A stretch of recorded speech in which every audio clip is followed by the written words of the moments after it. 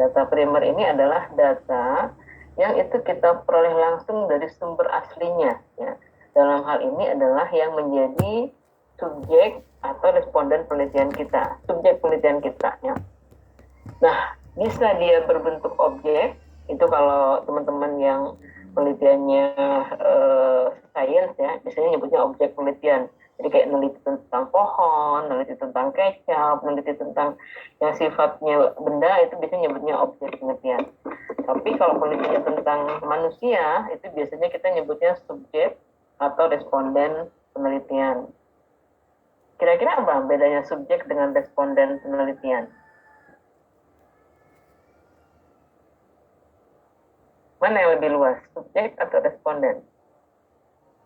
Subjek, Bu. Subjek penelitian lebih luas ya. Menurut Mbak Vivin, subjek penelitian lebih luas. Iya.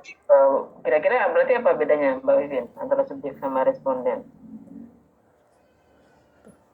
Kalau responden itu responden penelitian orang yang langsung merespon penelitian kita, sedangkan kalau subjek itu dia belum tentu dia udah termasuk responden juga dan terkait dengan hal-hal lainnya gitu dari sumbernya. Misalnya? Contohnya dalam wawancara atau pengumpulan observasi, tapi dia kan belum tentu sebagai responden juga. Oke, itu menurut Mbak Vivin ya. Dari teman-teman yang lain, kira-kira sama nggak ya? Izin, Bu. Ya, silakan Mbak Nursatia. Kalau menurut saya, Bu, subjek sama responden itu lebih ke satu sebutan. Tapi kalau subjek lebih sering dipakai dalam penelitian eksperimen atau kuasi eksperimental seperti itu. Sedangkan kalau responden itu lebih ke orang yang terkait dalam pengisian skala atau survei seperti itu, Bu. Kalau tujuan penyebutannya sebenarnya kalau menurut saya sama aja, Bu. Cuman hanya beda di penyebutannya aja, Bu. Oke, terima kasih Mbak Nursatia. Ada lagi kira-kira yang mungkin pernah mendengar atau membaca?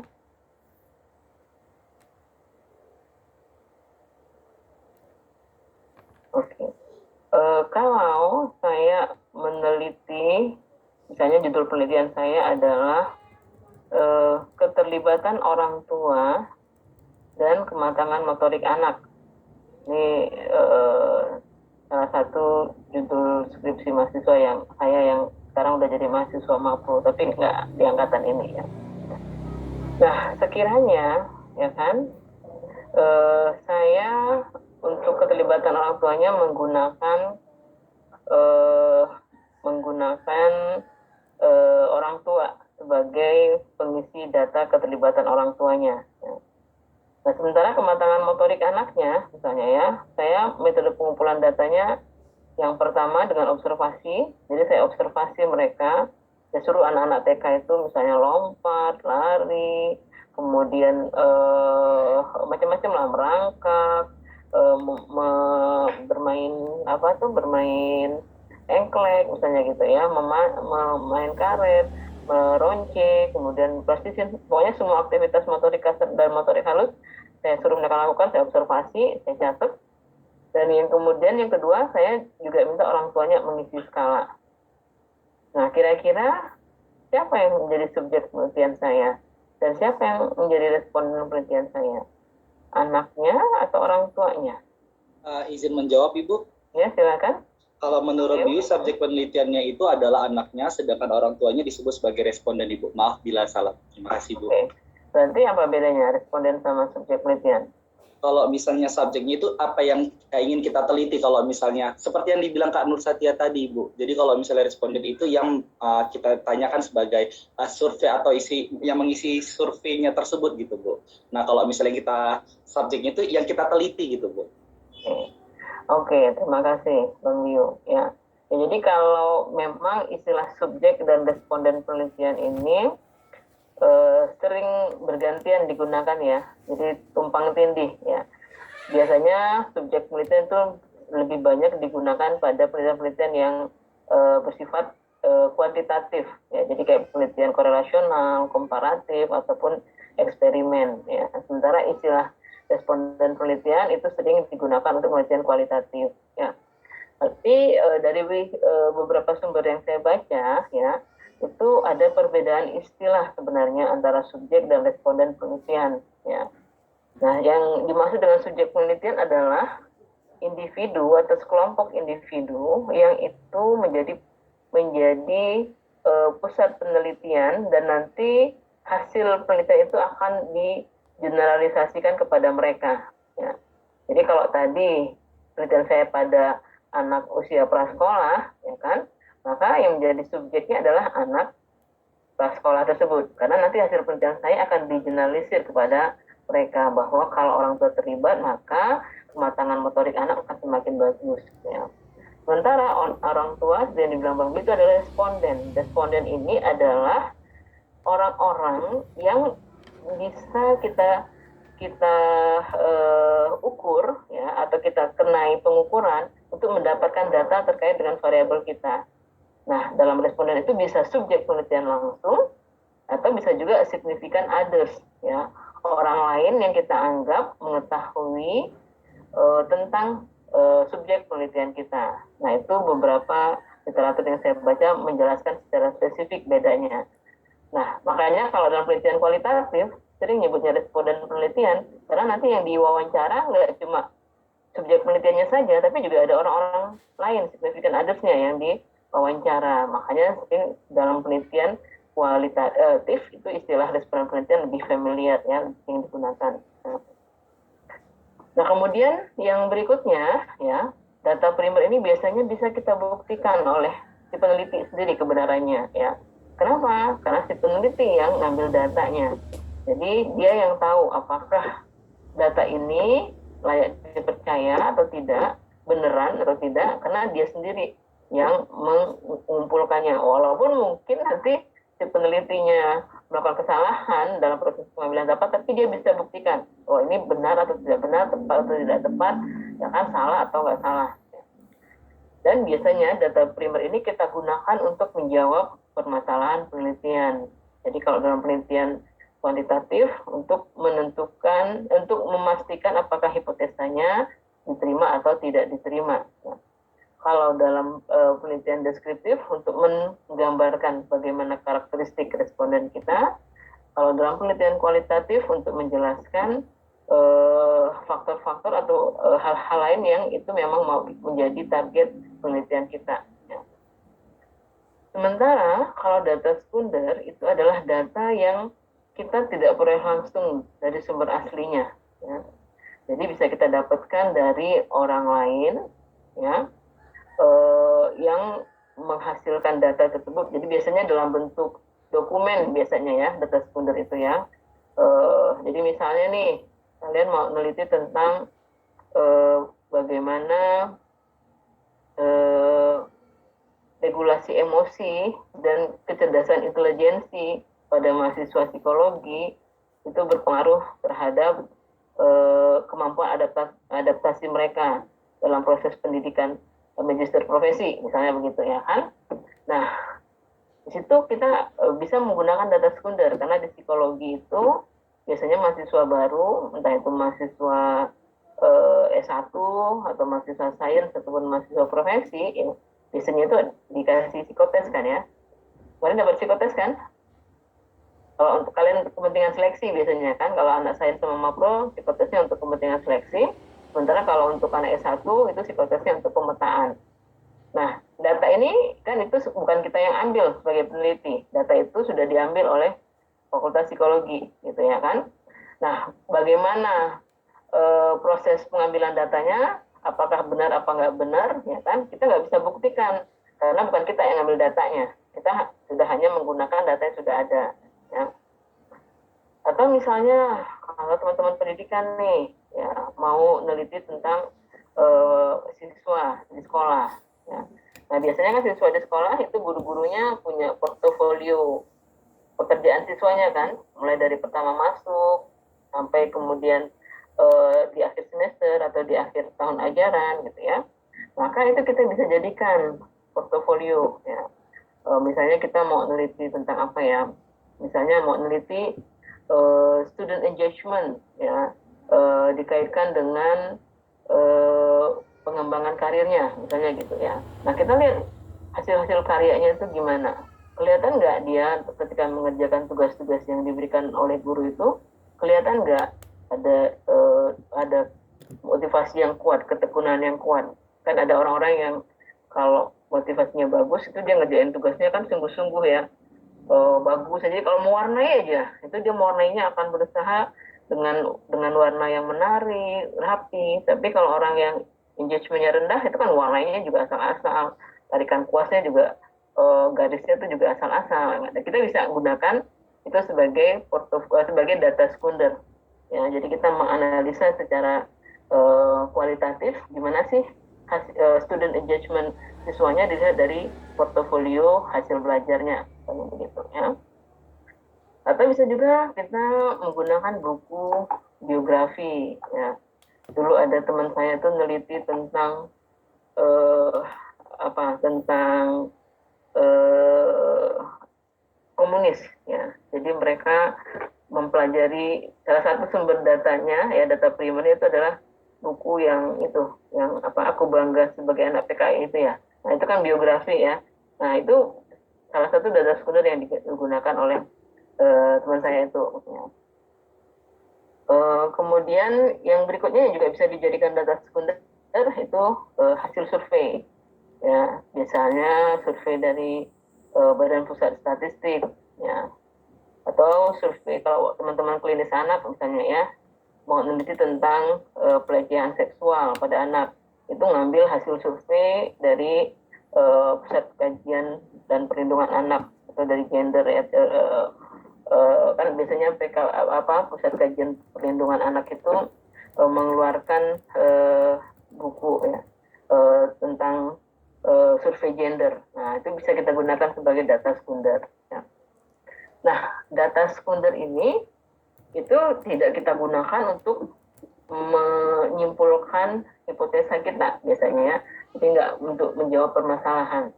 Hanya saja dia kita gunakan untuk memberikan gambaran tambahan, ya kan? Jadi membantu kita menjelaskan kenapa kok hipotesanya terbukti atau kenapa hipotesanya tidak terbukti.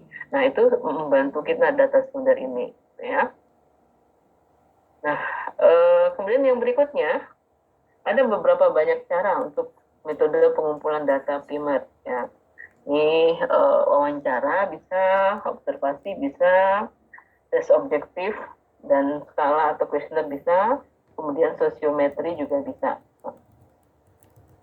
Nah, wawancara, ya, ini kita tahu bahwa wawancara ini kan teknik metode pengumpulan data yang tertua, ya. Dan menurut saya ini wajib kita kuasai, karena kemanapun kita tercampak gitu ya, ke daerah yang tidak punya akses internet pun, selama kita menguasai teknik wawancara, itu akan sangat membantu kita, entah itu dalam penarikan kesimpulan penelitian maupun dalam penarikan kesimpulan peneriakan diagnosa ya. Nah, jadi mau nggak mau skill ini harus dikuasai ya. Nah, saya sering sekali tuh ketemu mahasiswa yang kalau ditanya kenapa memilih kuantitatif ya, itu kenapa menggunakan skala ya, dalam hal ini berarti dia menggunakan penelitian yang sifatnya kuantitatif.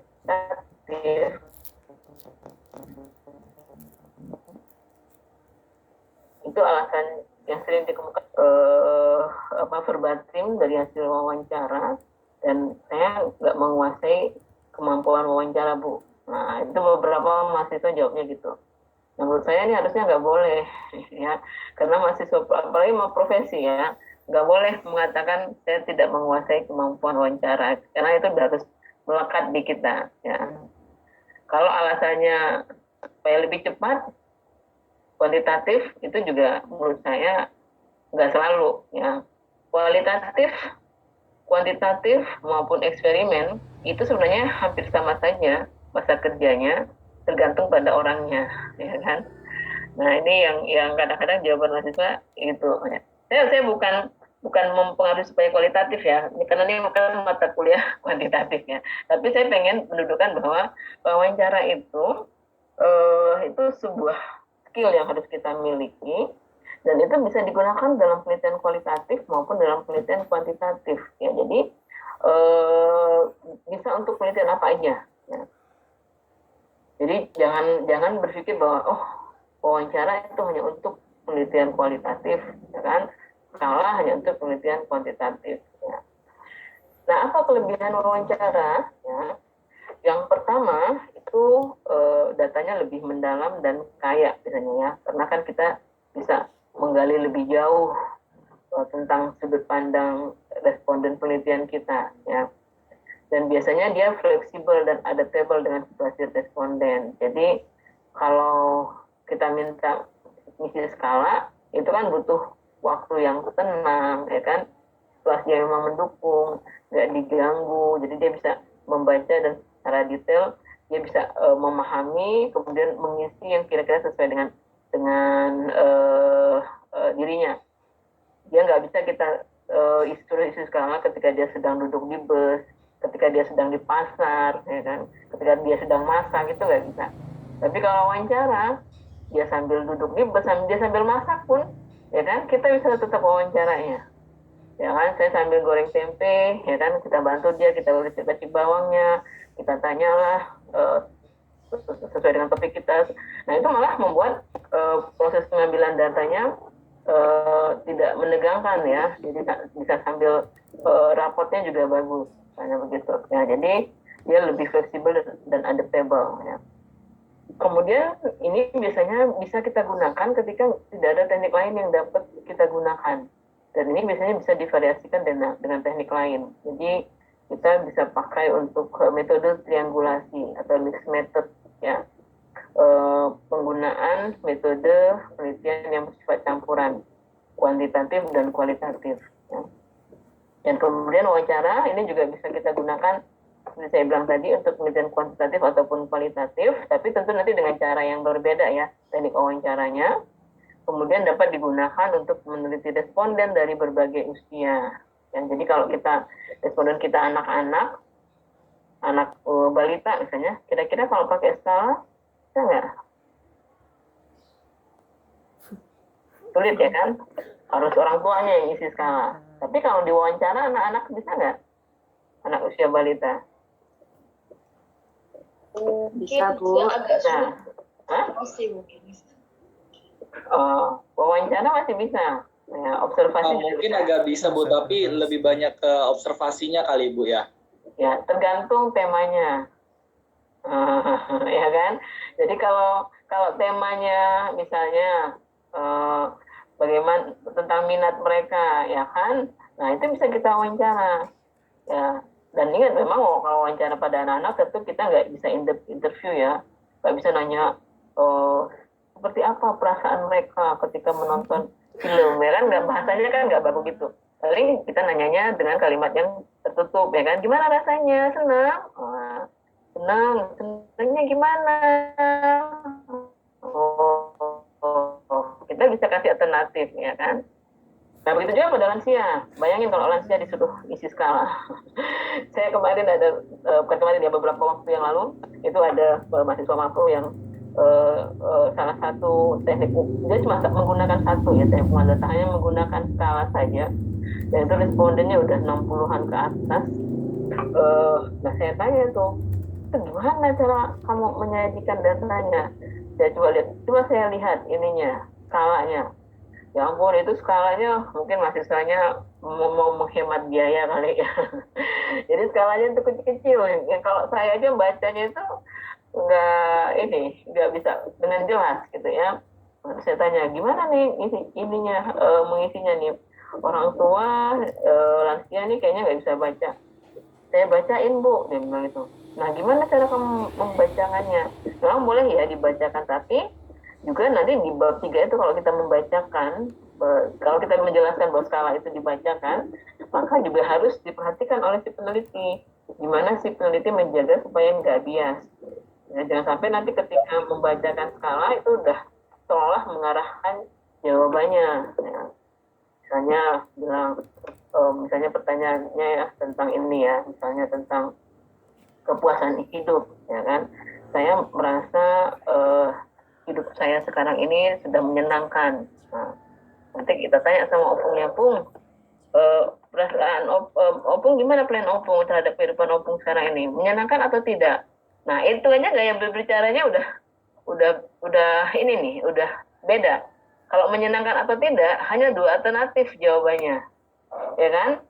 Senang atau tidak. Sementara skala kita itu misalnya ada model Likert dengan 5 tingkatan, ya kan? Misalnya jawabannya sangat sesuai, tidak sesuai, misalnya gitu ya kan, dan seterusnya. Nah, ketika kita mengajukan pertanyaan dengan skala itu udah jadinya mengarahkan, ya. Kalau lebih bagus kita wawancara aja sekalian. Kalau wawancara sekalian, kita nggak mengarahkan, kalimat-kalimatnya itu bisa terbuka, ya. Nah, kelemahannya, ya, ini dia kurang praktis dan ekonomis, ya kan? Kalau respondennya banyak, tentu nanti jadinya waktunya jadi lebih panjang, ya. Nah, ini yang jadinya mungkin jadi lebih lama selesainya.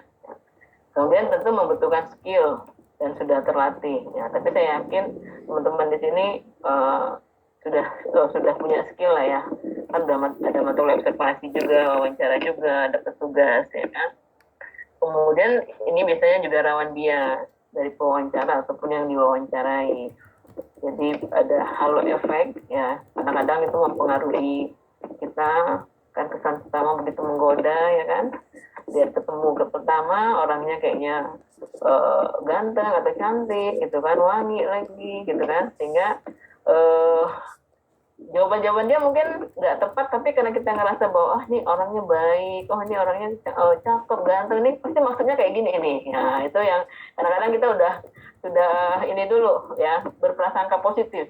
Tapi kalau yang kita wawancarai misalnya udah kumuh, hitam, bau, hidup lagi. Nah, mungkin kita ketika ada jawaban dia bagus, wah ini kayaknya dia ngutip pendapat siapa ini, kayaknya nggak mungkin nih muncul dari idenya sendiri nih, ini pasti nih dia dulu ya, kita udah berpikir negatif dulu. Nah, ini yang kadang-kadang sulit kita hindari gitu ya, terutama kalau misalnya kita belum terbiasa, ya. Nah, untuk wawancara sendiri ya, itu ada beberapa jenis yang bisa kita gunakan nih dalam pengumpulan data, ya. Misalnya dari segi cara pelaksanaannya, ya, dari segi panduannya, ya. Yang pertama itu wawancaranya terstruktur, yang kedua tidak terstruktur, yang ketiga wawancara campuran atau semi terstruktur. Nah, kalau dalam penelitian kuantitatif, yang mana yang kita pakai biasanya? Kalau kuantitatif nih, bisa nggak kuantitatif pakai salah satu di antara teknik wawancara ini? Bisa Bu, yang terstruktur Bu, kalau saya pilih. Kenapa Mbak Margareta yang terstruktur? Karena kalau yang terstruktur kan kita sudah ada gambaran pilihan option jawaban yang bakal dijawab oleh yang mengisi seperti itu. Oke, ya.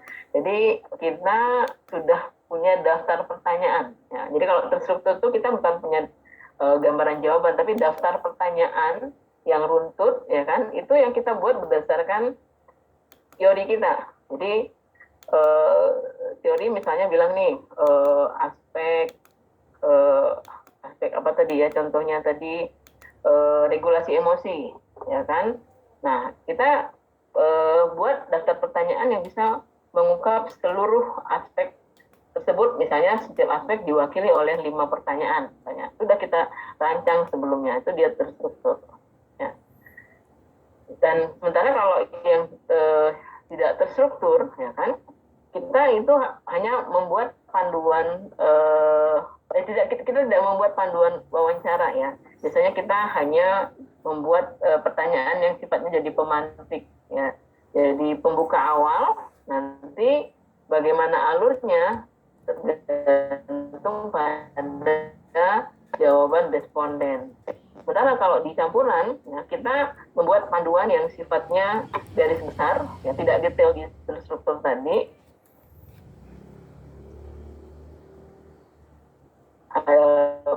Mungkin setiap aspek hanya diwakili oleh satu pertanyaan. Nah, dari satu dari pertanyaan kita itu tidak terbuka. Kalau itu semua harus direncanakan. Ya. Nah, kemudian kalau dari segi keterbukaan informasi itu ada wawancara tertutup, ada wawancara terbuka. Kira-kira kalau kuantitatif yang tertutup atau yang terbuka?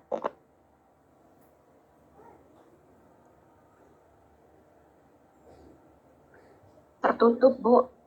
Tertutup. Kenapa, Mbak Tia? Karena seperti yang Ibu jelaskan, kalau menurut saya, seperti yang Ibu jelaskan sebelumnya, yang terstruktur, kita udah punya daftar pertanyaan seperti itu, Bu. Yang sesuai teori kita. Begitu juga dengan yang tertutup, kita udah punya panduan-panduan yang lebih jelas, yang biasanya sih mengarahkan ke jawaban-jawaban yang ingin kita teliti, seperti itu. Ya, oke.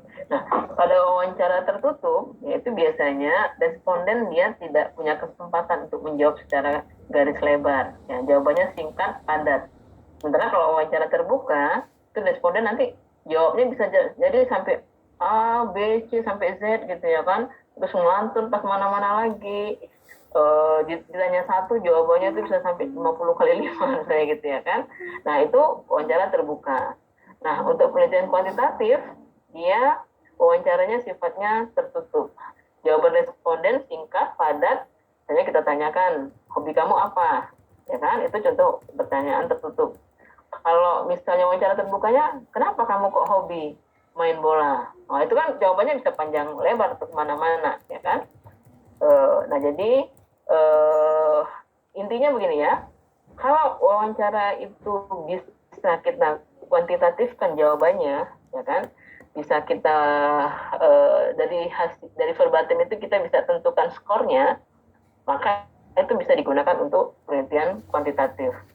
Tapi kalau dari verbatim itu kita nggak bisa buat skornya, ya nggak bisa buat kira-kira dia dapat nilai berapa, ya kan? Itu biasanya untuk penelitian kualitatif. Makanya kalau untuk penelitian kuantitatif biasanya jenis wawancaranya itu wawancara survei, sering disebut gitu ya. Kalau wawancara survei, kalian pernah nggak dihubungi via telepon gitu oleh lembaga survei tertentu ditanya-tanya, misalnya nanti ini kalau ada 2 presiden gitu kan, kalian akan pilih presiden apa? Pernah dapat kayak gitu? Kalau ada produk ini akan pilih produk mana? Gitu. Nah, itu contoh wawancara survei. Ya, nah wawancara survei biasanya bisa dikuantitatifkan. Kalau dari segi narasumbernya, kira-kira kalau untuk kuantitatif, wawancara individual atau wawancara kelompok?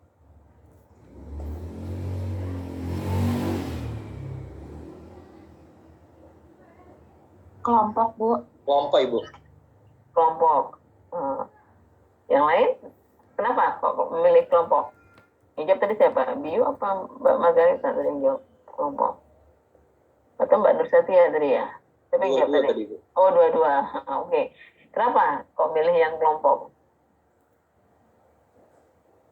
Karena kan kita sesuai dengan subjek penelitian kita kan, Bu, agar tidak kalau misalnya individual itu akan makan waktu yang banyak. Kalau misalnya kelompok itu kan kita sesuai dengan fenomena yang kita teliti, jadi langsung aja gitu, Bu. Terus kita ngambilnya pun kayak random aja gitu, yang mana yang menyesuaikan dapat mewakili dari kelompok tersebut gitu, Bu.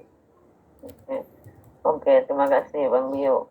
Sebenarnya Bu, menambahi, Bu. Oh ya, silakan. Bu. Ya, silakan. Satu lagi, Bu, setuju sama Habib Yu, tapi saya mau menambahi kalau misalnya kenapa kita kuantitatif itu kelompok, karena biasanya penelitian kuantitatif itu adalah penelitian yang bisa digeneralisasikan dengan populasi. Sementara kalau penelitian kualitatif itu kan biasanya dia subjeknya itu hanya beberapa aja, dia kasusnya unik gitu, case-nya tersendiri dan nggak bisa kita generalisasikan dengan yang lain. Oke, terima kasih Mbak Nursatia. Ya, tadi ada satu lagi orang mau berbicara kayak ini. Siapa ya tadi? Saya mau Bu, mau nambahi tentang yang generalisasi Oh, juga, ya. Bu. Oke.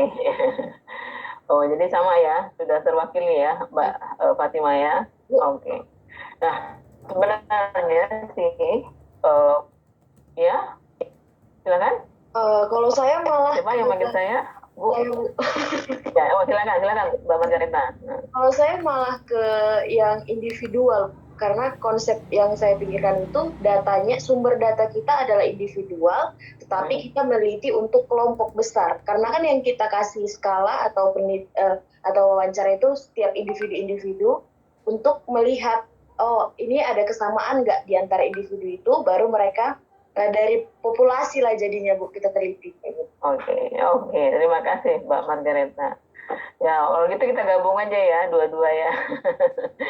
Jadi sebenarnya teknik wawancara individual maupun teknik wawancara kelompok itu bisa dipakai untuk penelitian kuantitatif ataupun kualitatif.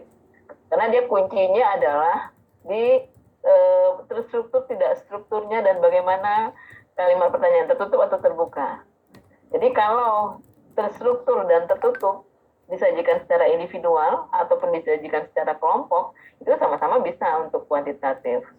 Tapi kalau caranya adalah tidak terstruktur atau semi terstruktur dan pertanyaan terbuka, itu baik disajikan secara individual ataupun kelompok, itu lebih cocok untuk penelitian kualitatif. Ya, jadi dua-dua betul ya. Jadi bisa pada individu, bisa pada kelompok. Hanya saja nanti pada efisiensi waktu kita. Mungkin kalau mau lebih cepat, ya wawancaranya secara berkelompok, ya. Cuma memang hati-hati kalau dalam penelitian kuantitatif, ya kan. Wow, karena ini pertanyaannya sifatnya tertutup dan terstruktur, di mana kita mungkin hanya wawancaranya sekali saja, ya, tidak berulang kali, beda dengan pada penelitian kualitatif. Maka hati-hati begitu kita menggunakan setting kelompok, khawatirnya nanti ada proses pembelajaran pada individu yang belum dapat giliran.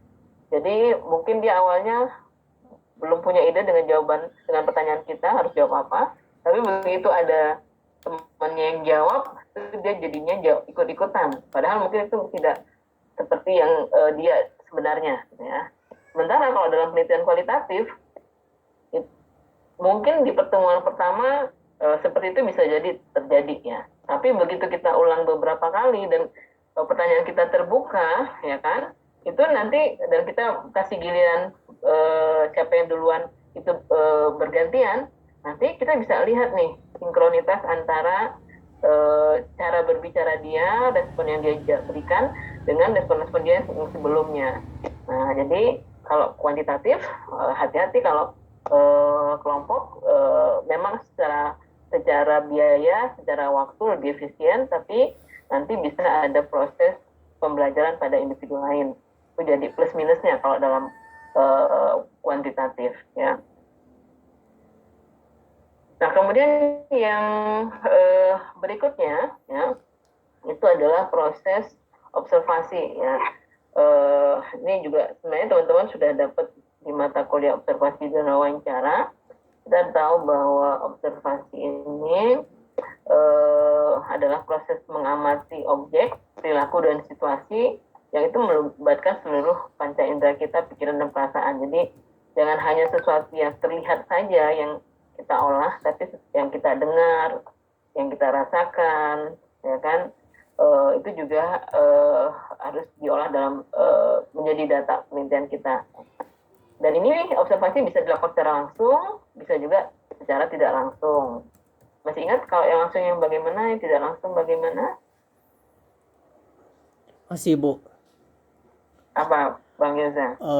Jadi kalau seingat saya, kalau observasi langsung itu di mana observer turut langsung, terjun langsung gitu dalam penelitiannya. Sedangkan secara tidak langsung itu observer mengobservasi dari kejauhan gitu, Bu. Berarti itu maksudnya partisipan non partisipan gitu? Iya ya. Iya, Bu. Tambahin, Bu. Oke, silakan Mbak Margareta. Terima kasih Bang Yoza. Mungkin maksud Yoza itu, Bu, kalau observasi langsung itu subjek yang mau atau orang yang mau kita observasi itu dia tahu kehadiran kita di situ, tujuannya untuk observasi. Sedangkan yang tidak langsung itu kita objek atau subjek yang kita observasi itu tidak tahu bahwa mereka sedang diobservasi, seperti itu. Itu nanti covert dan overt. Ya kan? Nah, jadi kalau yang langsung ini kita berada pada situasi itu, ya. terserah, bisa jadi kita ikut menciptakan situasi, bisa jadi kita tidak ikut menciptakan situasi. Ya, kalau kita ikut menciptakan situasi itu jadi partisipan. Kalau tidak ikut menciptakan situasi berarti non partisipan. Sebenarnya kalau tidak langsung, kita tidak berada pada situasi yang akan kita amati. Jadi bisa jadi kita menggunakan teknologi, misalnya menggunakan CCTV atau menggunakan foto, ya kan? Jadi sekarang kan netizen banyak tuh yang jadi observer kan. Apapun foto apa bagaimanapun bahasa tubuh seseorang di internet, itu diinterpretasi macam-macam, ya kan? Sampai yang terbaru cucu presiden pegangan tangan, itu diinterpretasi macam-macam. Nah itu gara-gara kemampuan observasinya nggak didalami, tapi soal mau observasi, ya kan? Nah ini itu yang contoh observasi tidak langsung, ya kita mencoba menginterpretasi. Atau kayak kasus Sambo kemarin itu, ya kan, sampai gerakan bibir, kontak mata itu diamati, diinterpretasi. Nah itu contoh observasi yang tidak langsung, kita tidak berada pada situasinya. Kira-kira apa ya bedanya kalau yang direct sama yang second hand? Menurut teman-teman nih, kevaliditasan datanya itu kira-kira mana yang lebih bagus kalau menurut teman-teman? First hand. Izin Bu. Ya silakan. Siapa yang mau jawab? Saya Bu Carla. Oh silakan Mbak Carla. Kalau menurut saya masalah validasi itu sangat tergantung dari banyak faktor Bu. Misalnya kalau yang secara langsung kemampuan kita dalam mengamati sangat tergantung dari proximity atau jarak kita dengan apa yang kita amati kan Bu. Ya betul. Kemudian kalau misalnya untuk yang secara tidak langsung kevaliditasan atau kevalitan daripada apa yang kita ukur juga sangat tergantung dari misalnya kalau kita merekam video jarak pandang dari kamera tersebut, apakah itu kamera 360 derajat atau yang kita pakai gitu ya, harusnya untuk bisa menangkap seluruh situasi yang ada. Kalau nggak kan kita nggak bisa melihat misalnya stimulus ataupun reaksi yang secara menyeluruh gitu Bu. Jadi ada beberapa faktor dan kalau bisa dipenuhi mungkin validnya bisa sama gitu. Terima kasih Bu. Betul ya. Terima kasih Mbak Karma. Jadi kalau kita ingat, saya nggak tahu dulu sempat nggak sama dosennya disinggung tentang sumber error dalam observasi, ya kan? Nah, sumber error dalam observasi misalnya aja dari segi reaksi observinya, ya. Nah itu kadang-kadang kehadiran observer bisa jadi membuat observinya jadi faking good atau faking bad. Ya, jadi dia bereaksi. Nah, misalnya nih, kalau saya mau meneliti tentang perilaku beribadah, kemudian saya datang ke gereja, gitu ya kan. Nah mungkin dengan saya pakai jilbab, teman-teman yang sedang beribadah di gereja melihat saya, nih kok ada yang pakai jilbab nih masuk, ya kan. Nah mungkin jadi perilakunya akan berbeda, ya kan. Atau yang sebaliknya, mau observasi perilaku interaksi sosial pada ibu-ibu pengajian misalnya gitu ya, pakai kalung salib, nah misalnya itu mungkin reaksinya nanti akan berbeda. Itu berarti efek kehadiran kita sebagai observer. Atau bisa juga kita mengalami kelelahan, ya kan? Kan kalau secara langsung kadang-kadang pas kita nguap gitu ya kan, tahu ada kejadian yang penting itu tidak, apa nih tadi ya nggak tercatat misalnya gitu ya kan. Nah itu juga bisa hilang tuh data-data itu, ya kan. Nah sementara kalau tidak langsung kita pakai kamera aja misalnya kita rekam, itu walaupun kita sempat terlayang atau ngantuk sedikit pas nyatet gitu ya kan, atau nguap, itu semua bisa terekam. Tetapi namanya juga buatan manusia, ya kan. Sudut pandangnya kan kamera tuh nggak lah gini-gini, ya kan. Dia nggak akan berputar. Sementara kalau kita langsung itu kita bisa melihat situasi yang tidak berada dalam jangkauan kamera. Jadi masing-masing punya plus minusnya, ya. Makanya kalau saya biasanya menggabungkan dua-dua. Jadi kalau saya pakai observasi, saya selalu biasanya pakai handycam, ya. Jadi saya minta izin sama respondennya untuk merekam, ya kan, sehingga ada yang kita catat secara langsung, nanti kalau ternyata ada faktor-faktor psikologis yang itu mempengaruhi kita sebagai observer, itu kita bisa lihat balik dengan menggunakan rekaman kamera gitu ya. Nah, kemudian yang berikutnya observasi ini itu dia sebagai skill juga sebagai metode penelitian ilmiah. Nah, kalau skill itu tentu berkaitan dengan profesi kita sebagai psikolog, ya kan? Bagaimana kita nggak cuma sebagai psikolog ya, kalau menurut saya harusnya itu juga membantu kita lebih bagus dalam interaksi sosial kita gitu kan. Mungkin yang laki-laki nanti kalau mau melamar, itu bisa membaca bahasa tubuh calon mertuanya gimana kira-kira gitu ya. Nah, yang kemudian yang perempuan nih juga nanti bisa membaca bahasa tubuh calon mertuanya juga. Nah, itu tuh kan sebenarnya skill yang kita butuhkan dalam interaksi sosial. Nah, tapi sebagai metode penelitian ilmiah, ini yang juga menurut saya harus diperhatikan. Beberapa penelitian yang mereka menggunakan model mixed method atau triangulasi, menurut saya kadang-kadang agak keliru dalam mengatakan bahwa saya menggunakan metode observasi, dia bilang gitu kan. Kenapa? Karena yang diobservasinya itu adalah pada saat wawancara, bukan variabel penelitiannya. Jadi misalnya dia mau meneliti tentang bagaimana regulasi emosi pada wanita yang yang menjadi korban kekerasan, misalnya begitu ya kan. Nah, dia hanya observasi pada saat wawancara, dia jelaskan. Nah, menurut saya kalau observasi pada saat wawancara itu belum menunjukkan observasi sebagai metode penelitian, karena variabel yang diamati itu bukan regulasi emosi, tapi variabel yang diamati itu adalah ekspresi seseorang pada saat diwawancarai. Memang betul ekspresi saat diwawancara itu menunjukkan regulasi emosinya, tapi regulasi emosi itu nggak hanya pada setting wawancara saja kan.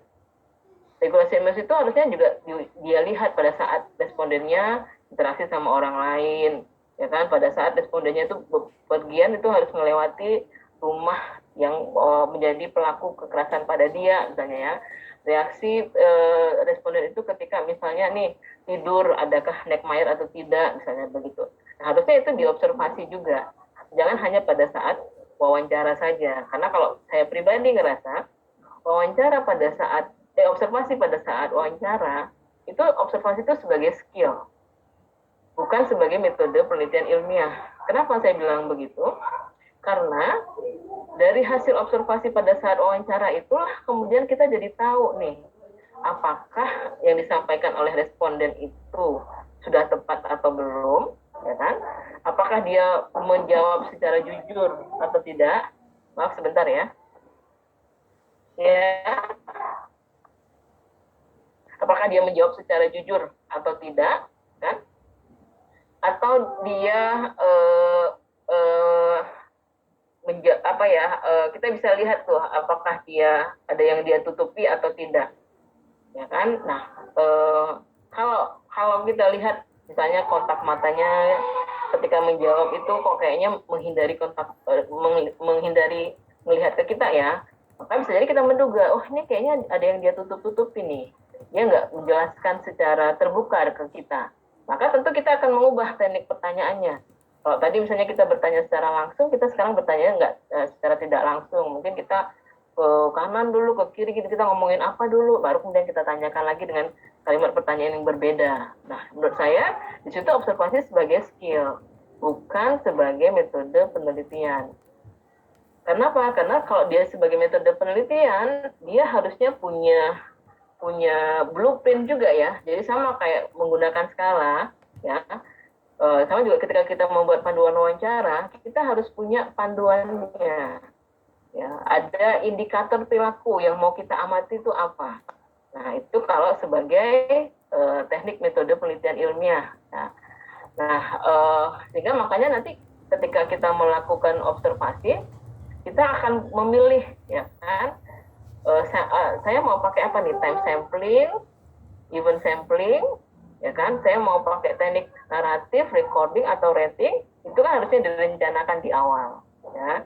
Nah, itu yang kalau saya kurang setuju kalau teman-teman yang hanya observasi pada saat wawancara tuh mengatakan saya atau kami menggunakan metode pengumpulan data, wawancara dan observasi. Nah, itu yang saya kurang setuju. Karena kalau observasi pada saat wawancara itu sudah melekat sebagai skill.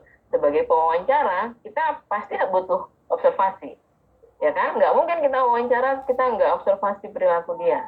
Nah, tapi kita ketika pada saat wawancara, itu kita tidak menggali secara spesifik indikator dari variabel atau permasalahan yang mau kita teliti.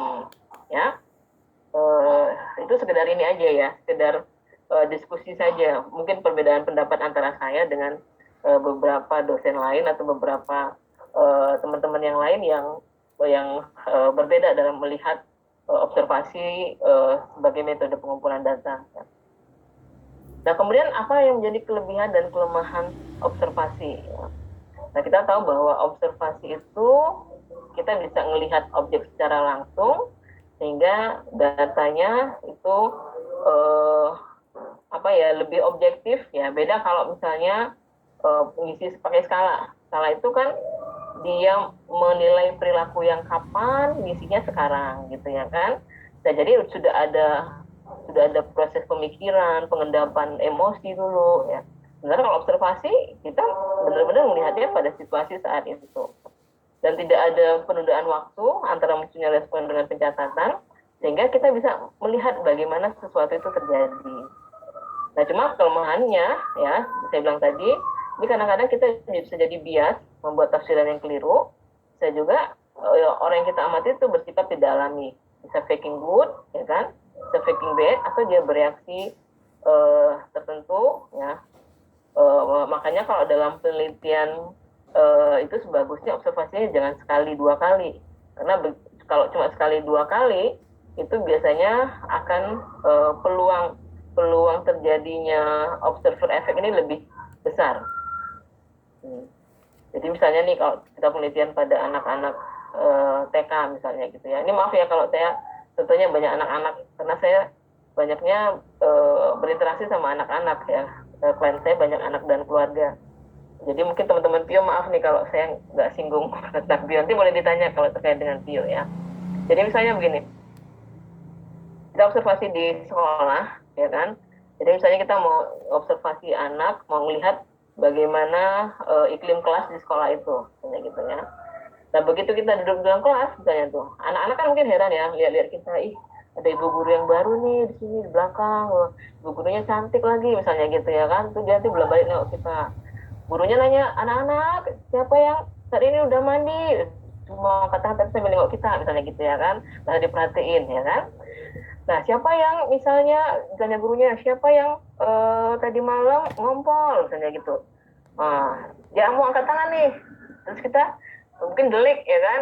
Kita kasih bahasa tubuh kita menunjukkan bahwa kita nggak nyangka nih anak ini ngompol. Nah, itu nanti dia bisa ini ya, bisa bereaksi. Yang harusnya dia mau angkat tangan tuh nggak jadi angkat tangan.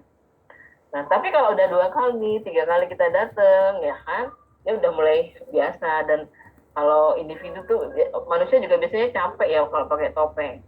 Nah, lama-lama nanti juga topengnya akan lepas. Maka kalau kita mau menggunakan observasi yang itu berkaitan dengan perilaku, ya kan, akan lebih bagus kalau itu jangan hanya cuma sekali saja, tapi beberapa kali. Nah, dalam penelitian kuantitatif itu nanti juga ada samplingnya. Ya, jadi misalnya kita tadi mau meneliti tentang iklim kelas, ya kan, mau melihat bagaimana keaktifan siswa, bagaimana iklim kelas itu mempengaruhi keaktifan siswa. Keaktifan siswanya misalnya kita menggunakan observasi. Maka kita menggunakan time sampling. Ada yang kita observasi pada pagi hari, ada yang kita observasi pada pertengahan di jam 10-an, ada yang kita observasi di jam siang, mendekati makan siang jam 12, ada yang kita observasi setelah break istirahat, sholat dan makan siang misalnya ya kan, supaya nanti kelihatan nih datanya itu konsisten atau enggak. Nah, itu teknik pengumpulan datanya berulang kalau kita mau pakai observasi idealnya. Kecuali kalau apa yang kita observasi itu ini ya nggak kita perkirakan nggak akan terpengaruh oleh kehadiran kita. kayak yang tadi mahasiswa yang saya contohkan tadi, yang dia mau observasi kematangan motorik anak. Nah, itu kita bisa suruh anak lompat. Kan anak biasanya kalau lompat tuh ya, kan nggak akan saya kalau ada kita, dia lompatnya lompat manis gitu ya, lompat cantik, maju mundur, kan kayak gitu ya. Lompatnya bisa aja kayak lompat ini. Nah, itu kita sekali aja nggak apa-apa. Ya, atau melihat refleks anak-anak, ya kan?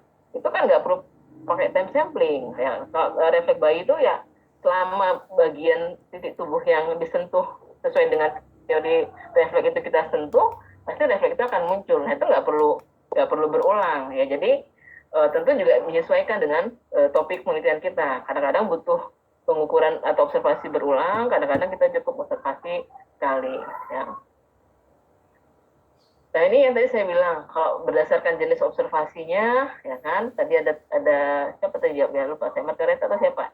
Yang ada covert observation dan overt observation, ya. Respondennya, kalau yang covert, respondennya tidak tahu, kita amati, yang overt itu respondennya tahu. Nah, ini juga, ini ya, dilematis ya. Kalau dia nggak dikasih tahu, itu bagian dari etika ya. Jadi kalau penelitian sekarang kan itu informed consent, jadi responden juga harus tahu. Kalau kita kasih tahu, kadang-kadang nanti dia memunculkan perilaku yang nggak sebenarnya. Nah, itu juga harus hati-hati. Kalau saya pribadi, kalau topiknya tidak sensitif ya, itu saya nggak kasih tahu respondennya.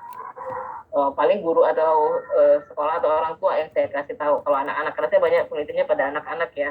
Karena kan kalau anak-anak itu atau kan penanggung jawabnya adalah orang tuanya. Jadi izinnya yang tahu itu adalah orang tuanya, anak-anaknya nggak perlu tahu. Tapi kalau topik-topik yang sensitif, yang itu artinya akan panjang ya pengaruhnya ke dia, maka menurut saya perlu dikasih tahu.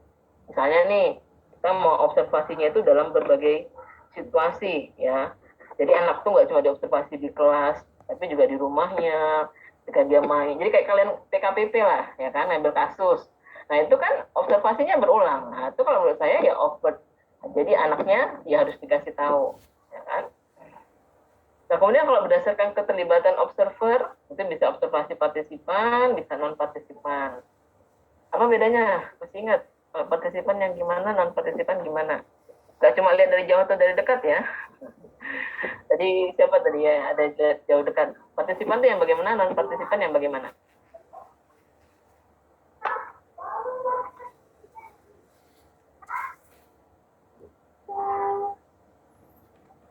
Apa kira-kira bedanya partisipan dan non partisipan?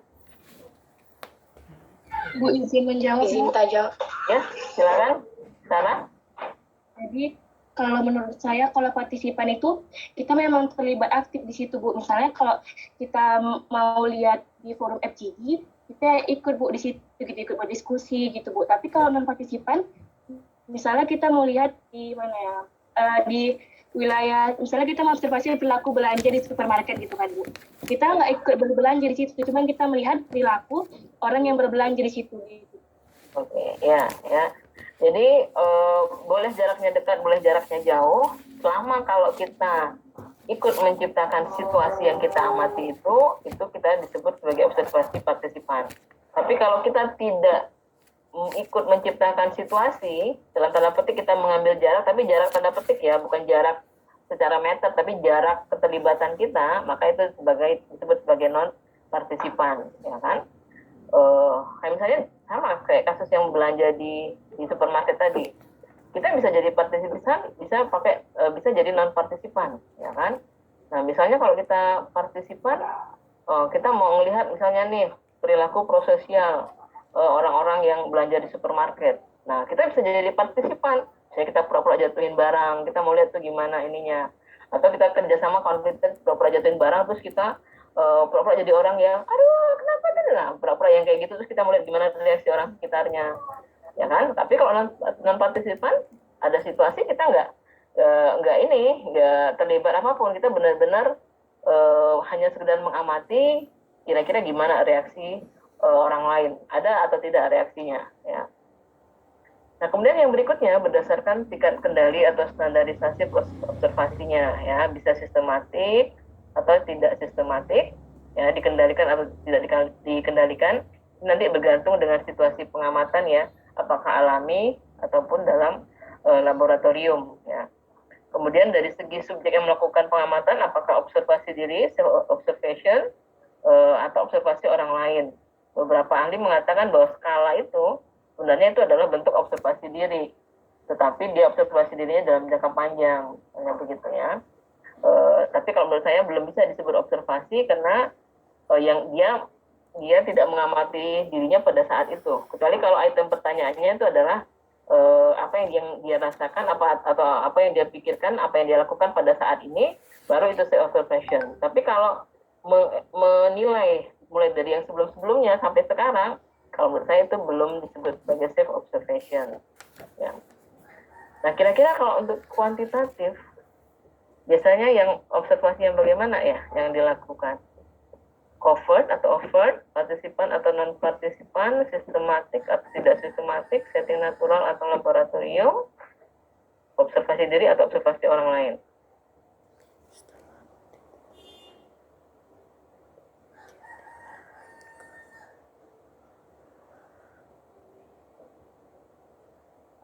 Tergantung penelitiannya, Bu. Tergantung topik penelitiannya. Kira-kira topik yang bagaimana? Mungkin bisa dikasih contoh, Mbak Fatimah. Jadi penelitian yang apa itu kira-kira model partisipan atau non partisipan, overt atau covert? Yang mana yang kira-kira bisa dipisah secara ini ya, secara saklek? Oh, ini hanya untuk kuantitatif, ini hanya untuk kualitatif. Ada nggak yang diantara berbagai jenis?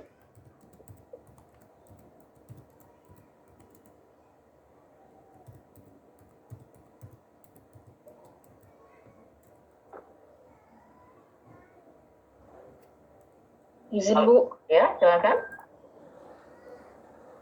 Kalau menurut pemahaman saya, Bu, sebenarnya kalau antara overt ataupun covert observasi itu dua-duanya bisa aja dipakai kuantitatif sebenarnya, Bu. Jadi kalau menurut pemahaman saya sebenarnya baik untuk observasi partisipan maupun non partisipan juga bisa-bisa aja kalau dilakukan secara kuantitatif, Bu. Cuman kalau menurut pemahaman saya memang dia lebih ke arah tingkat kendali atau standarisasi prosesnya, Bu, yang kalau menurut pemahaman saya, kalau untuk kuantitatif itu mungkin dia lebih baik untuk observasi sistematik. Misalnya kan kalau kuantitatif kita kan yang saya pahami kita kan berbasis pada angka-angka kan, Bu.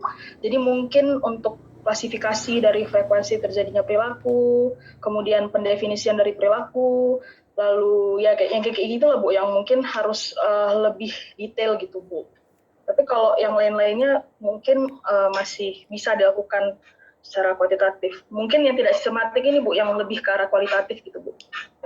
Terima kasih, Bu. Terima kasih Mbak Carla. Ya, dan terus kalau misalnya ya, silakan. Ya, Bu. Mbak siapa? Nambahin, Bu. Ya. Oke, silakan, Ya, Bu. Izin nambahin, Bu, kalau misalnya yang kualitatif itu biasanya lebih bisa juga yang lain, tapi biasanya lebih sering dipakai kalau yang observasi dalam setting alami gitu, karena melihat fenomena yang memang terjadi gitu kan, Bu, dan bukan dalam setting laboratorium. Kemudian dia biasanya selalu lebih sering yang observasi diri sendiri gitu, Bu, karena kan peneliti sebagai alat gitu. Jadi kalau dia nggak mengobservasi diri sendiri, berarti kurang valid dia sebagai alat penelitian kalau dalam kualitatif gitu ya, Bu. Terima kasih, Bu. Oke, terima kasih Mbak Fatimah. Nah, Bu, saya, Bu. Oke, silakan Mbak Nursatia. Setelah mendengarkan penjelasan Ibu mengenai jenis-jenis observasi ini, saya jadi punya keinginan nanti kalau misalnya buat penelitian pakai metode observasi ini, saya akan gunakan bukan semua juga, saya akan gunakan misalnya observasi covert dan overtnya. Kenapa? Karena untuk saya ingin membandingkan bagaimana perlakuan dia ketika observasi covert dan bagaimana overt. Di situ saya bisa melihat yang Bu jelaskan sebelumnya, packing bad sama packing good-nya itu. Jadi bisa dapat data yang benar-benar valid seperti itu.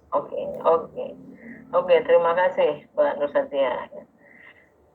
Memang saya pribadi belum menemukan literatur ya yang menyatakan atau yang memisahkan berbagai jenis observasi ini secara murni ya, secara strict murni, mana yang cocok untuk kualitatif, mana yang cocok untuk kuantitatif.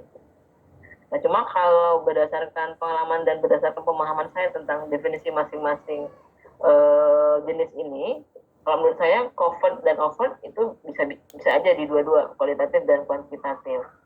Sementara kalau partisipan dan non partisipan ini yang berbeda kalau menurut saya. Nah, di partisipan ini hanya bisa digunakan untuk kualitatif menurut saya. Kenapa? Karena biasanya kalau kita menggunakan kuantitatif ya, itu kita sudah membuat form observasinya dari awal.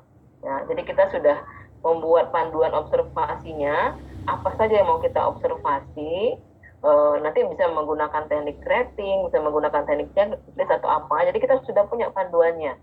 Maka kalau kita sudah punya panduan, kalau kita ikut berpartisipasi dalam situasi itu, nanti kita udah nggak bisa lagi membuat panduan, melihat ke panduan ini. Kita udah asik terlibat dalam proses dalam situasinya. Jadi kalau menurut saya di sini yang beda. Sementara kalau di sistematik dan tidak sistematik, alami atau di laboratorium, itu baik kualitatif maupun kuantitatif tetap bisa dilakukan. Jadi selama kita sudah punya form ya, panduan observasinya, ya kan, itu bisa kita lakukan baik dalam situasi yang dikendalikan, ya artinya sejak awal sudah kita rancang, misalnya nih kita mau observasi perilaku agresif anak setelah nonton film, ya kan, maka kita rancang, kita siapkan semua mainan yang ada, kita tetapkan misalnya hanya 5 orang anak yang masuk di situ, kita buat masing-masing mainan itu hanya ada satu jenis, sehingga pasti mereka mungkin akan berebut gitu ya kan, itu sudah kita siapkan sejak awal. Nanti kita tinggal mau observasi, kita isi formnya, ya apakah di checklist, apa dicentang, sesuai teknik yang kita gunakan, sehingga bisa kalau menurut saya ya. Jadi ini tapi pendapat saya ya, saya juga belum menemukan literaturnya. Jadi mungkin kalau kalian baca menemukan literatur atau menemukan pendapat lain, nanti boleh share ke saya. Nah ini mungkin masih ingat di observasi ada beberapa teknik naratif, jadi dia mendeskripsikan. Ini yang biasanya murni digunakan oleh orang kualitatif, ya kan, orang kuantitatif ini nggak pakai naratif. Sementara kalau teknik interval, event recording, rating recording, dan checklist, ini punyanya orang kuantitatif. Jadi selama mereka menggunakan salah satu dari 4 ini, udah ada formnya, ya kan, itu bisa dilakukan dalam setting apapun. Kecuali yang tadi, partisipan tadi, itu yang menurut saya agak sulit ya. Sehingga kalau saya pribadi tidak menyarankan kalau partisipan itu menggunakan kuantitatif, tapi kalau menggunakan kualitatif itu ya. Ini untuk observasi dan wawancara. Sebentar nih saya mau ke slide dulu ya, saya izin ya.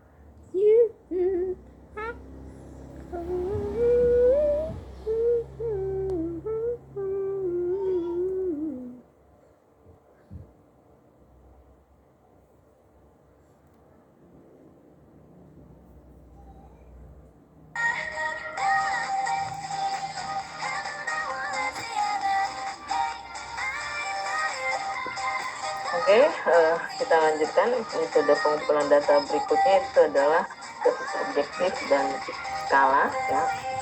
Jadi tes objektif adalah tes atau prosedur sistematis yang itu berupa serangkaian stimulus yang memang sudah dibuat berdasarkan konstruk atau teori tertentu, yang itu kita berikan kepada responden untuk kemudian direspon oleh responden.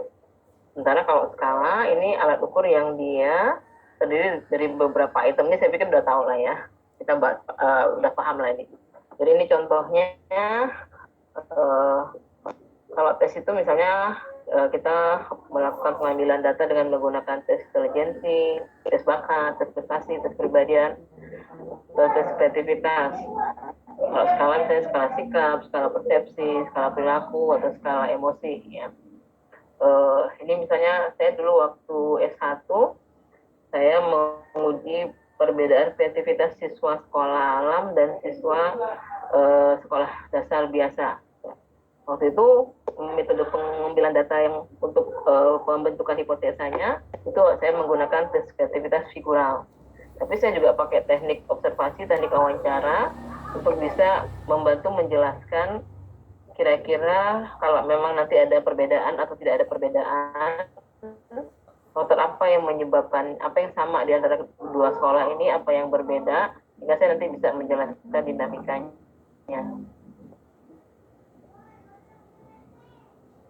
Nah, itu contohnya gitu ya. Saya menggunakan metode untuk pembuktian hipotesanya. Saya kan selalu pakai mixed method ya. Jadi saya S1, S2, profesi S3 itu saya pakai mixed method ya. Di S2 akhirnya itu saya tentang efektivitas art terapi untuk meningkatkan keterampilan sosial, penegakan untuk penentuan pembuktian hipotesanya. Saya menggunakan skala gangguan perilaku, skala keterampilan sosial respondennya. Kemudian untuk data lainnya, ya metode yang data lainnya itu saya pakai observasi, pakai wawancara, itu saya juga pakai hasil gambar yang mereka buat. Jadi gambar di hari pertama itu sampai seminggu ininya ya terapinya, itu gambar pertama sampai gambar hari ke-6 itu saya analisa secara kualitatif. Nah itu contoh mixed method yang saya lakukan waktu saya S2 ya. Nah sekedar mengingatkan lagi bahwa tipe skala pengukuran itu ada macam-macam ya, ada model skala Likert, tapi ini bukan nama skala ya. Kadang-kadang kan mahasiswa suka menggunakan skala Likert. Nah, harusnya yang dicantumkan itu adalah saya menggunakan skala ketangguhan mental, menggunakan skala regulasi emosi, menggunakan skala gangguan perilaku yang dibuat dengan model Likert. Harusnya gitu nyebutnya. Tapi mahasiswa seringkali menggunakan skala Likert. Skala Likert ini jadi hebat skala Likert ini, dia bisa digunakan dalam penelitian apapun, ya kan? Karena harusnya nama skalanya yang dibuat ya. Nah, dalam skala model Likert ini biasanya nanti kita akan menjabarkan menjabarkan teori kita dalam indikator perilaku. Kemudian dari indikator perilaku, pertama dari aspek dulu, kemudian kita buat indikator perilaku, kemudian kita jabarkan dalam bentuk item-item. Ya, bisa itemnya itu favorable, bisa itemnya unfavorable. Berarti kalau favorable dia sejalan dengan variabel kita, unfavorable dia berkorelasi negatif atau tidak sejalan dengan variabel kita ya. Dan ini biasanya nanti kita membuat pilihan jawaban dengan gradasi dari yang sangat positif sampai yang sangat negatif, macam-macam. Boleh pilihannya secara kognitif, misalnya ya setuju tidak setuju. Boleh pilihannya secara frekuensi, selalu, sering, sampai tidak pernah. Ini model Likert. Ini yang model yang paling banyak di psikologi USU. Karena saya juga bosen, ini kok model Likert semua gitu ya. Nah, ada juga model Goodman. Saya selama membimbing mahasiswa baru satu orang yang berhasil saya pengaruhi untuk nggak pakai model Likert, ya kan? Dia model Goodman. Dia hanya ada 2 interval respon, bisa setuju tidak setuju, ya tidak, benar salah, atau pilihan A dan B. Nah, Kemarin itu mahasiswa S1 saya bisa saya arahkan untuk pakai model Goodman karena kalau pakai Likert agak kesulitan.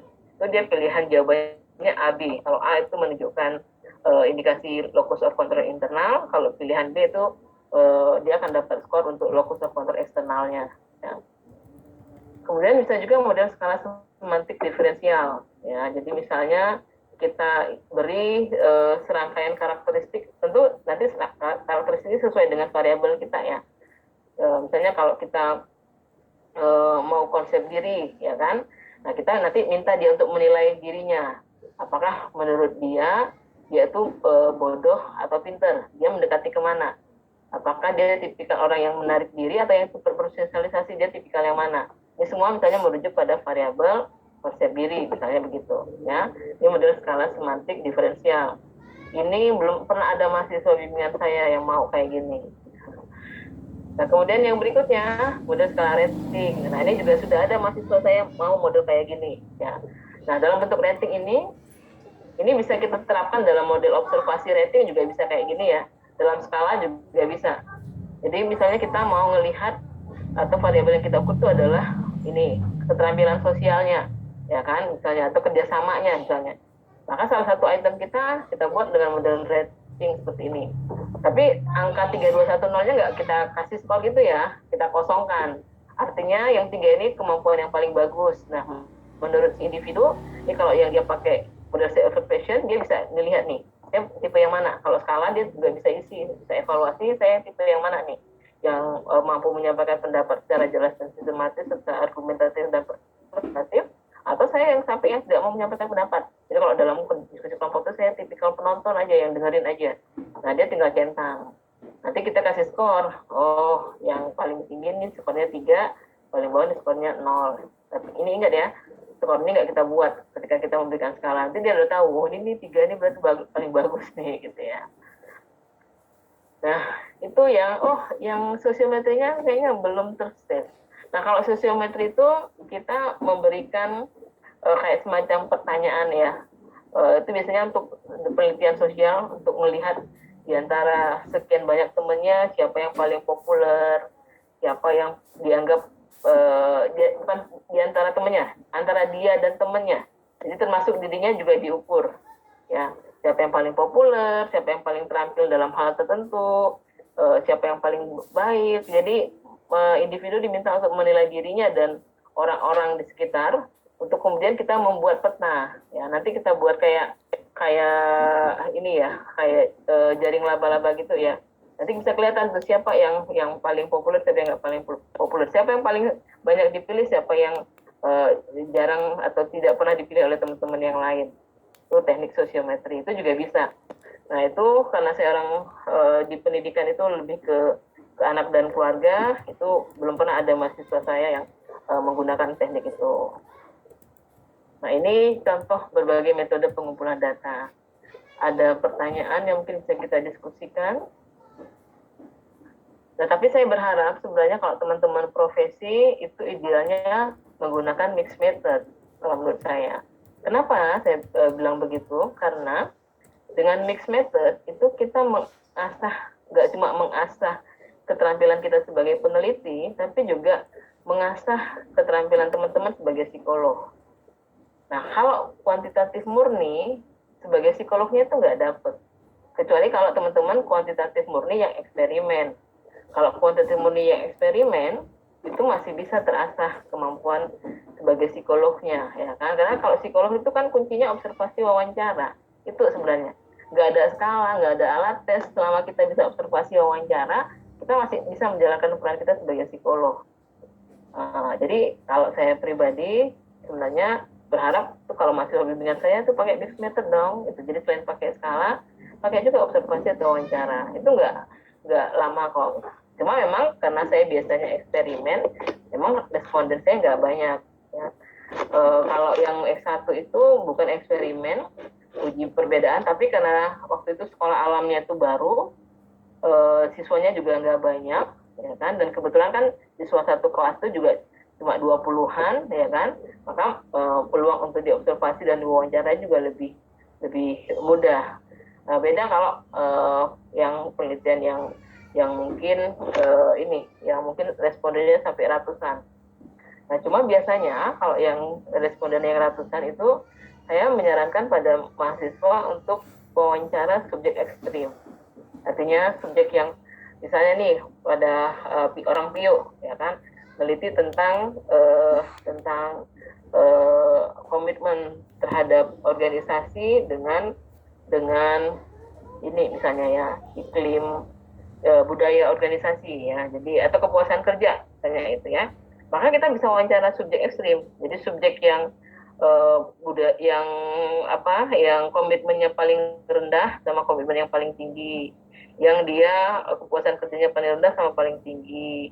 Nah itu setidaknya kalau kita punya data wawancara, ketika kita menjelaskan nih bahwa ada korelasi, ada perbedaan. Nah kita bisa jelaskan kenapa kok itu bisa berkorelasi, kenapa itu berbeda, apa contoh perilakunya.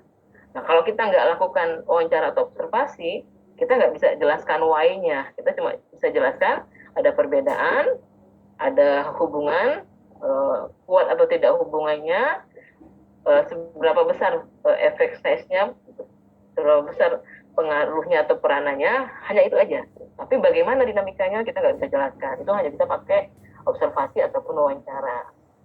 Jadi kalau saya biasanya selalu memotivasi awal ke mahasiswa bimbingan saya mixed method. Ada yang berhasil dibujuk, ada yang nggak berhasil dibujuk. Ya. Kalau dosen pembimbing kan cuma nyarankan ya kan, karena kan penelitinya adalah ini. Karena kebanyakan anak-anak mapro ini udah mepet-mepet penelitiannya. Jadi di situ dia udah mau DO, di situ baru diambil data. Sehingga mau nyuruh ideal penelitiannya juga agak sulit, gitu ya kan. Terus kalau saya suruh ideal harus observasi wawancara lagi, nanti dia jadi harus bayar SPP karena nggak tamat. Nah, sementara kalau nggak dikasih, sayang menurut saya gitu. Jadinya nggak kurang greget gitu loh datanya. Itu sekedar pemantik awal dari saya. Silakan teman-teman kalau mau mengajukan pertanyaan atau diskusi, mungkin juga sudah berdasarkan pengalaman. Ya silakan. Setahu saya kan Bu, kalau misalnya kuanti ini kan sering ditanyain kayak preliminary research-nya gitu kan Bu. Nah itu apakah memang harus dilakukan dengan cara kayak kasih survei singkat atau bisa kayak dikasih wawancara gitu Bu? Oh, kalau untuk preliminary yaitu bisa macam-macam caranya. Bisa pakai observasi, bisa wawancara, bisa pakai questionnaire. Ya. Kalau skala biasanya nggak, ya, karena kalau skala itu kan dia validitas dan reliabilitasnya sudah teruji. Nah kalau mau pra-riset aja kita udah harus buat skala yang teruji dulu, nanti kelamaan. Jadi biasanya pakai questionnaire. Kalau questionnaire itu kan dia tidak mesti harus selalu sudah bisa teruji, ya. Jadi bisa questionnaire, bisa observasi, bisa wawancara. Yang penting dari proses pengumpulan data itu kita sudah punya gambaran kira-kira fenomena apa yang terdapat pada populasi atau subjek penelitian kita, layak nggak itu diteliti, penting nggak itu diteliti di situ, cukup kuat nggak itu dijadikan alasan. Nah kalau selama itu kuat, ya itu sudah cukup datanya. Tetapi itu berbeda ya dengan mixed method atau triangulasi. Itu belum disebut sebagai triangulasi karena pada saat itu kita ngambil datanya untuk membuat proposalnya, bukan untuk mendapatkan data yang akan kita olah. Jadi dia belum disebut metode triangulasi. Baru disebut metode triangulasi kalau kita menggunakan observasi wawancara itu untuk mengambil data bersamaan dengan kita mengambil data utamanya. Kalau triangulasi itu kan dia bisa beberapa model ya. Ada model yang berimbang, artinya data kualitatif dan data kuantitatifnya itu sama-sama kita anggap penting, sama-sama kita gali dan kita ukur dengan maksimal. Sementara ada yang dia tidak berimbang. Apakah dia dominan kuantitatif, artinya dia kuantitatif ini yang menjadi dasar pembentukan hipotesa dan yang lain tuh yang kualitatif hanya pelengkap. Atau sebaliknya, yang kualitatifnya yang utama, kuantitatifnya hanya pelengkap. Itu juga bisa. Itu Tapi itu dimulai setelah memang kita ambil data, bukan untuk pembuatan proposal. Baru disebut mixed method atau triangulasi. Gitu Mbak Sarah. Jadi bisa macam-macam, tergantung mau apa. Bisa observasi, bisa wawancara, bisa pakai survei dengan menggunakan kuesioner. Bisa. Baik Bu, terima kasih ya Bu. Oke, sama-sama. Ibu, saya izin bertanya. Ya, silakan Mbak Tri. Panggilnya Mbak Tri atau Mbak Wisda? Wisda, Bu. Wisda, oke silakan Mbak Wisda. Ini Bu, tadi kan terkait ada data primer sama sekunder gitu. Kalau primer kan memang diambil secara langsung oleh peneliti, sedangkan sekunder data yang sudah ada. Nah, kalau misalkan Bu, ini kan data yang sekunder nih kan bisa jadi penguat atau jadi signifikan other tadi gitu.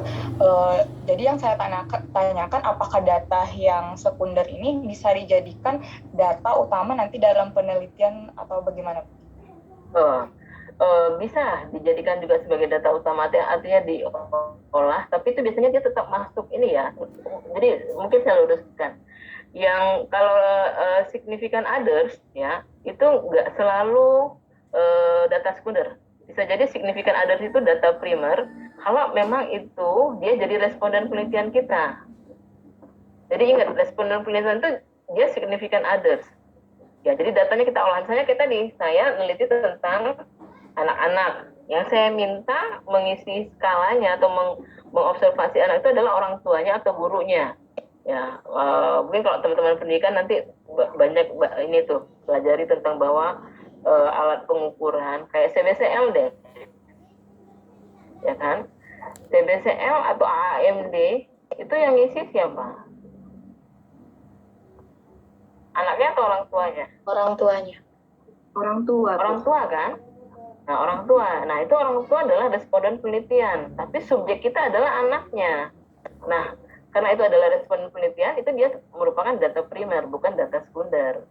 Nah, jadi kalau data sekunder ini dia bukan dari responden. Jadi selama orang tua atau guru itu, ya kan, disebut sebagai responden penelitian, maka datanya itu disebut data primer.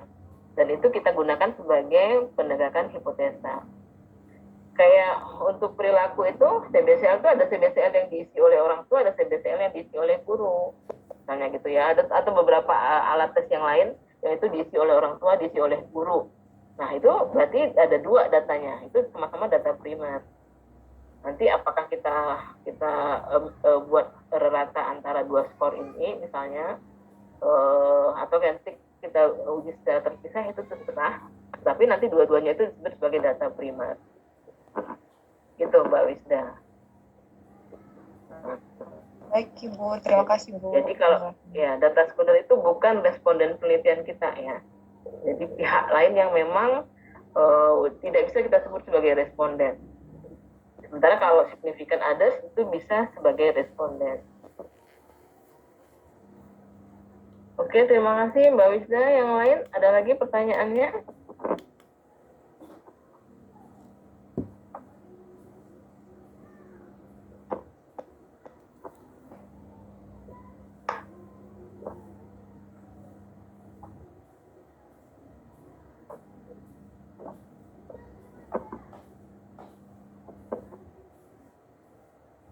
Lihat wajahnya serius-serius nih. Mudah-mudahan seriusnya serius paham ya.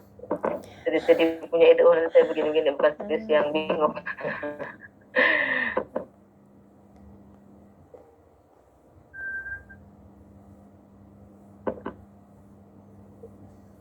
Ada pertanyaan atau mungkin ada pernyataan, ada komentar? Bu, izin Bu, saya mau bertanya Bu, tapi mungkin agak out of topic Bu, agak di luar topik Bu. Pak, silakan Mbak Karla. Jadi, gini Bu, misalnya nih, kita mau bikin eksperimen ya kan Bu. Nah, eksperimen itu bisa nggak Bu, kalau kita tuh ambil data itu beberapa kali Bu. Jadi maksudnya gini Bu, gimana saya bilangnya ya, misalnya kita mau... berulang gitu? Bukan Bu, bukan berulang, tapi kayak dilakukan di lain waktu Bu, untuk satu pengukuran yang sama. Misalnya gini Bu, jadi kita mau mengukur efek dari virtual reality Bu, misalnya kita mau mengukur VR ya kan Bu, terhadap misalnya retensi dari siswa misalnya. Jadi pembelajaran menggunakan metode FR atau AR gitu Bu. Nah, misalnya kalau alat kita nggak cukup gitu Bu, bisa nggak kalau kita misalnya ukurnya berulang kali gitu Bu? Atau harus dilaksanakan secara bersama? Pada respondennya beda-beda Bu. Oh iya, ya, respondennya beda. Nggak apa-apa. Boleh ya Bu ya? Boleh. Artinya berarti kelompok eksperimennya terdiri dari beberapa kelompok, ya kan, gitu kan? Tapi itu semua disebut kelompok eksperimen.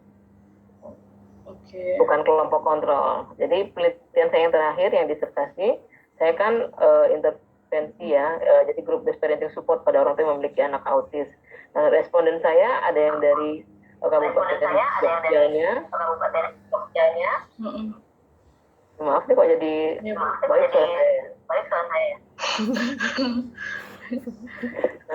Ada dari Bantul, ada dari Kulon Progo, kemudian juga ada dari Sleman. Nah, kalau saya buat di satu titik, ya kan, itu kasihan jauh-jauh. Nggak mungkin saya kumpulkan semua di Jogja. Pasti saya harus kasih ongkos transportnya mahal banget. Maka daripada saya menyuruh responden saya ke Jogja, saya bikin intervensinya tuh di beberapa tempat itu. Jadi di Jogja ada support group, ada edukasi di Bantul juga gitu, di Kulon Progo juga ada, di Sleman juga ada. Nah, tapi isinya, kegiatannya tuh sama semua, nggak beda. Karena saya udah buat panduannya, jadi standar. Ya, nanti kalau misalnya kayak gitu, berarti Mbak Karla harus buat panduan yang jelas. Jadi dia standar. Jangan sampai nanti kelompok pertama dengan kelompok kedua tuh beda cara penyajiannya. Nah, kalau nggak standar, dia nggak bisa dianggap sebagai kelompok yang sama. Tapi kalau dia dianggap standar, itu dia bisa dianggap sebagai kelompok yang sama. Itu Mbak Karla. Ya, jadi bisa selama dia satu ini ya, perlakuannya betul-betul sama. Jadi dibuat panduan perlakuannya, dibuat modulnya gitu. Oke, ada lagi?